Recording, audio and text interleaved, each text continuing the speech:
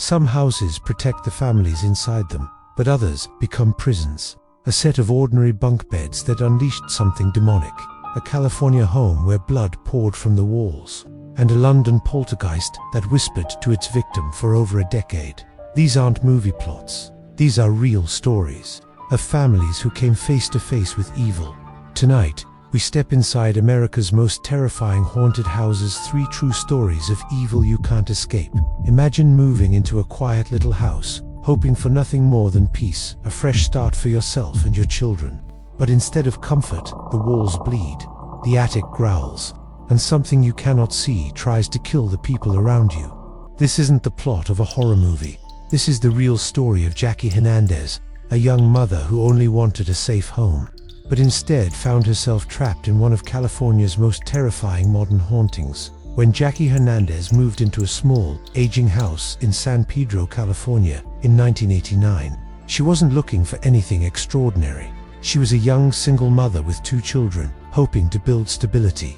The house itself was nothing special, worn, a little creaky, tucked away on a quiet residential street. For Jackie, it was affordable and, at least on the surface, a new beginning, but peace would not be found within those walls. The first disturbances were subtle enough to brush off. At night, Jackie would hear movement in the attic, like the dragging of heavy boots across the floorboards. Sometimes it was muffled whispering, low guttural murmurs that stopped the moment she strained to listen. She told herself it was just an old house settling, or her imagination after long days of stress. But deep down, she knew something felt wrong. Her children noticed too. Toys shifted on their own, doors swung open and shut without explanation. And one night, as Jackie tucked her daughter into bed, the girl pointed to an empty corner and asked, "Mom, who's that man?" Jackie froze. There was no man, at least, not one she could see. From that moment, the activity escalated. The atmosphere inside the house grew oppressive. Visitors often described the air as heavy, suffocating, almost electric. A foul stench clung to the rooms, sharp and sulphurous, impossible to scrub away. At night, Jackie was jolted awake by violent pounding on the walls, as though fists were hammering from inside. Light bulbs flickered until they burst, showering shards of glass onto the floor. Then came the most horrifying discovery. One night in the kitchen, Jackie noticed a dark liquid dripping from the ceiling. She assumed it was a leak, but when she wiped it with a rag, her hand came back stained red. The liquid was thick, sticky, and disturbingly similar to blood.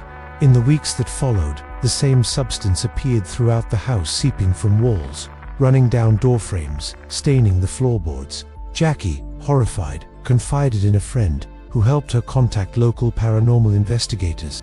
When the team arrived, they were skeptical.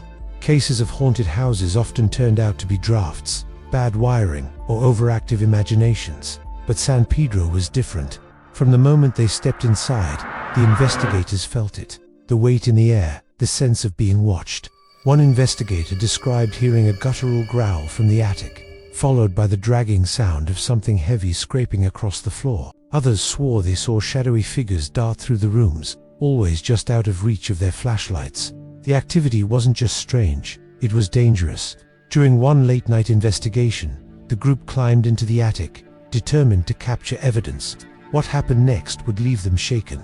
Without warning, an invisible force looped a cord around one of the men's necks and yanked it tight. He collapsed, clawing at his throat as the others scrambled to free him.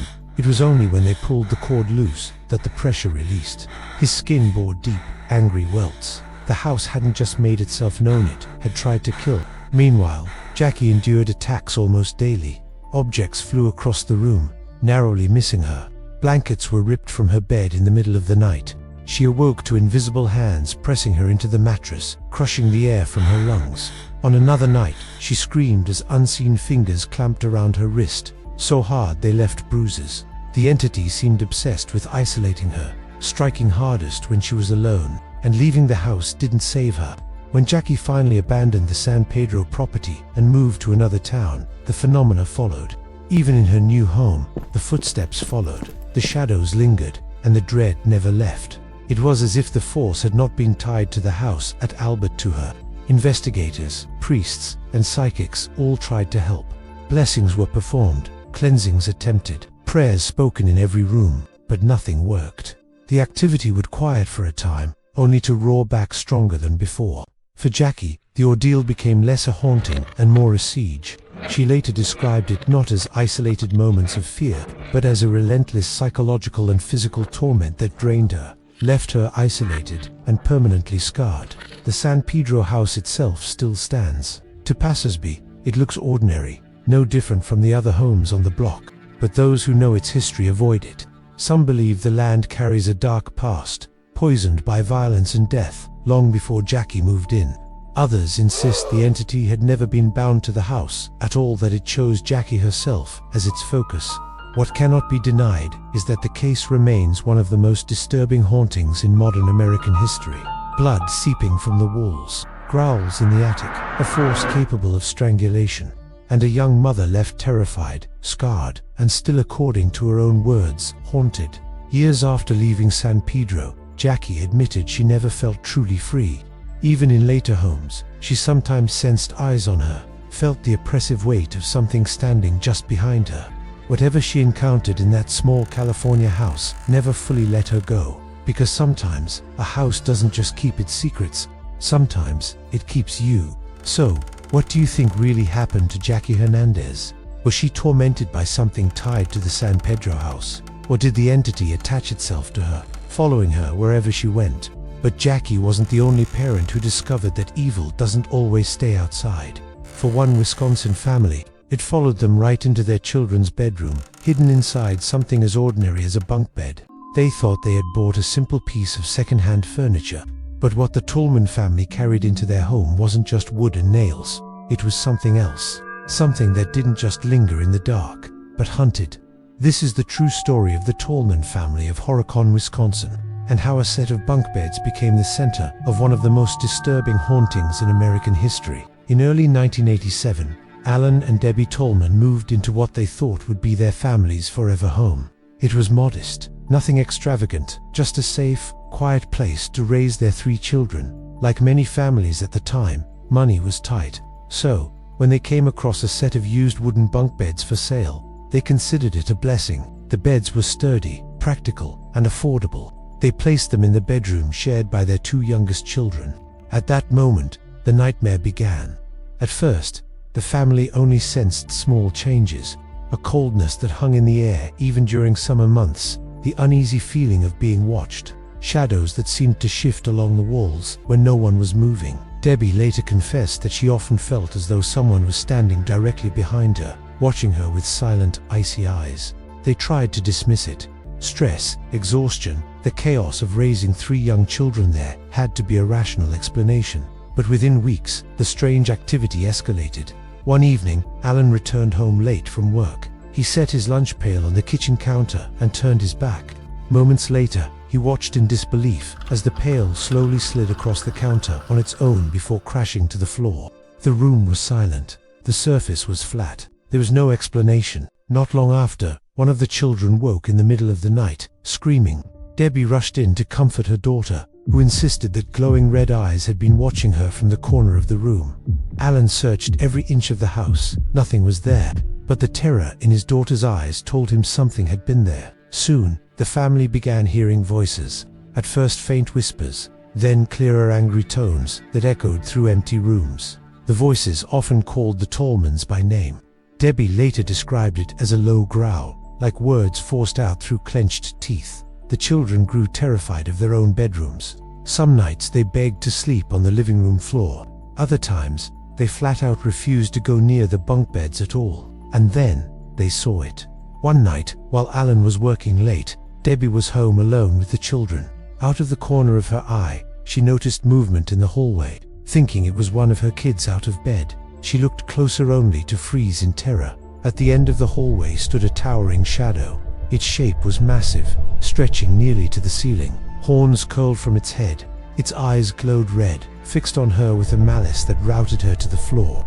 Before she could scream, the figure vanished. When she told Alan, he tried to dismiss it, convincing himself that stress was playing tricks on her. But what came next forced him to believe. One bitter winter night, Alan returned home to find the radio in his garage blaring at full volume.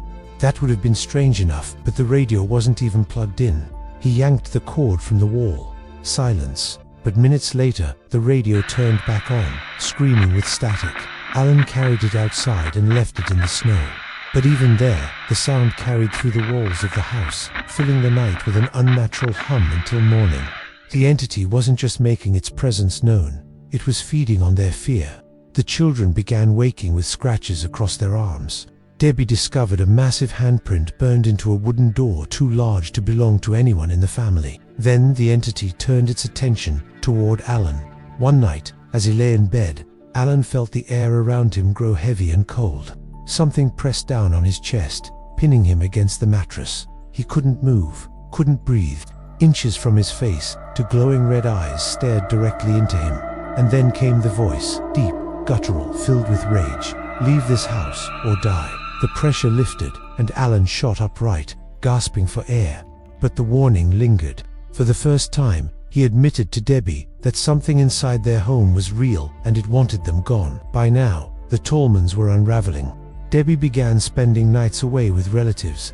The children were terrified to sleep in their rooms, and Alan, once a skeptic, confessed he felt powerless to protect his family. Their breaking point came when the haunting touched someone outside the family. A babysitter had been watching the children when she, too, saw the horned shadow figure. She described it exactly as Debbie had told, black, with piercing red eyes. Shaken and pale, she refused to ever return to the house. That was enough. Not long after, the Tallmans gathered what little they could and fled in the middle of the night. They abandoned the bunk beds inside, too afraid to touch them, and almost immediately, the haunting stopped. The activity hadn't been tied to the house itself, it had been tied to the furniture. The beds were eventually destroyed, burned to ash so no one else would suffer the same fate. When word of the haunting spread, neighbors confirmed what they'd heard during those months, blood-curdling screams and strange noises echoing from the Tallman home. Paranormal investigators tried to study the case, but the family refused to let the bunk beds return under any circumstances. The Tallmans never sought fame or attention. In fact, they went out of their way to avoid the spotlight. What happened to them had left permanent scars in. They wanted nothing more than to move on. But to those who studied the case, the conclusion is chilling. This wasn't just a haunted house. It wasn't even a haunted family. It was a haunted object, an everyday piece of furniture, cursed with something unspeakably dark. A reminder that sometimes, the most ordinary things, a radio, a door, a child's bunk bed, can hide the most unexplainable horrors. And sometimes, it isn't the house, or the furniture, or even the family that's cursed. Sometimes, it's one person who carries the weight of the haunting. That was the case in London, where a teenage girl named Shirley Hitchings would spend over a decade living in terror, haunted by something that called itself Donald. They thought it was just a prank, but the strange knocks inside the house were not tricks, not coincidences. They were the beginning of one of Britain's most chilling and unexplained hauntings. This is the true story of the Battersea poltergeist. In the winter of 1956, the Hitchings family lived in a modest house on Wycliffe Road in Battersea, South London. Their lives were quiet, routine, but one night, everything changed. 15-year-old Shirley Hitchings woke to an unnatural stillness in her bedroom. The air felt heavy, pressing against her chest, and then she heard it. A knock, then another. At first, Shirley thought it was the house settling, but the knocks grew louder, sharper, as if someone was rapping their knuckles against the wall just inches from her head. She froze. The sound moved down the wall, along the floorboards, circling her room. By morning, Shirley told her family. Her father, Wally, dismissed it as imagination. But that night, every member of the household heard it. Loud, deliberate knocks echoed through the walls, the ceiling, even beneath the floor. They searched every corner, attic, cellar, rooms, yet nothing explained the noise. And no matter what they did, the knocking always returned. The disturbances escalated quickly. Cutlery rattled across the kitchen table. Chairs scraped against the floor as if dragged by unseen hands. Objects lifted into the air and hurled across rooms. Neighbors were invited in to witness it, and they did. Plates slid across shelves, cups tipped over with no one near them. But the focus was always Shirley. Her bedsheets were yanked off while she slept. Her shoes flew across the room. Cold drafts followed her wherever she went. And then, the poltergeist made itself known. The family began asking questions aloud, and the entity responded, one knock for yes, two for no. At first it felt like a twisted game, but when they asked, "Who are you?" the The knock spelled out a name, Donald, and Donald was no harmless spirit. As months passed, Donald became more active and more intelligent. Through knocks, scratches, and eventually handwriting, the entity communicated directly with the family. Notes appeared on scraps of paper and on the walls in a crude, childlike scrawl. Disturbingly, many messages were directed at Shirley. Some read, "Shirley, I come. You belong to me. I will never leave." Journalists, investigators, even psychical researchers were drawn to Battersea. They sat in the Hitchings' living room, listening as the knocks answered questions no one else could possibly know. Furniture trembled before their eyes. On one occasion, Shirley's slippers walked across the room by themselves, and yet, suspicion remained. Some accused Shirley of orchestrating the haunting, but the handwriting complicated things. Messages would appear when Shirley wasn't even in the room, while witnesses were watching. The words came from nowhere. As time went on, the haunting grew darker. Shirley described waking to icy fingers brushing against her skin, or whispers so close they felt like they came from inside her ear. Her bed shook violently, as though something was trying to throw her out of it. And then came the physical attacks. Visitors were shoved, scratched, and slapped by unseen hands. One journalist left pale and shaken after his wristwatch was ripped from his arm and flung across the room.